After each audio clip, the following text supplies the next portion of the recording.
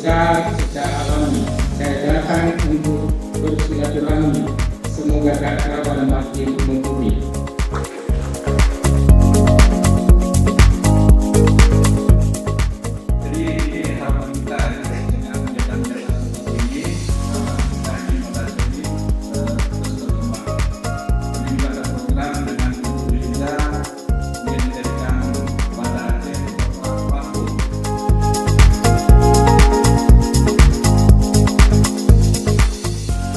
Mudah-mudahan dengan kehadiran ini akan membawa keberkahan bagi kami, masyarakat Aceh, masyarakat Kota Aceh.